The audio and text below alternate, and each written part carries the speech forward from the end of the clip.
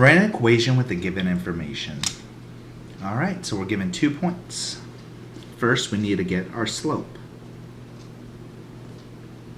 Our slope is defined by y sub 2 minus y sub 1 divided by x sub 2 minus x sub 1. To use the slope formula correctly, we need to make sure we label our subscripts x sub 1, y sub 1, x sub 2, y sub 2.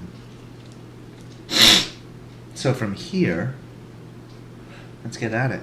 Okay, first, let's plug everything in. So we have m is equal to 7 minus negative 1, all divided by 8 minus 1. We get a slope of 7 plus 1 over 7. We get a slope of 8 over 7. Our second part, we need to put this into point slope form, which has a point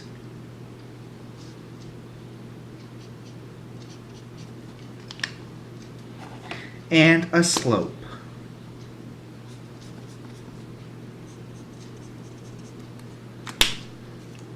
The formula looks like this. Y minus y1 equals m times x minus x1. You don't necessarily have to use what you labeled with it originally, but just to keep with it, we're going to use those. Our slope and our point.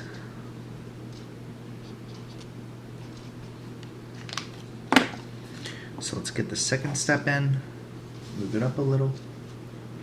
So we have y minus negative 1 equals 8 over 7 x minus 1. We get y plus 1 equals 8/7 x minus 1. Perfect. Now that we have it in point slope form, let's get into our bread and butter, which is our third step, slope intercept form.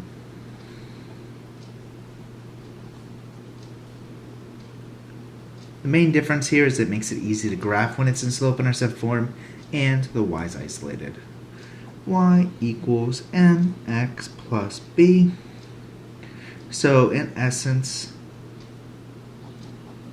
isolate y now.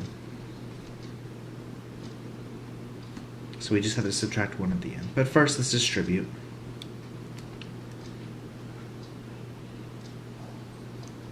So we distribute there, we get y plus 1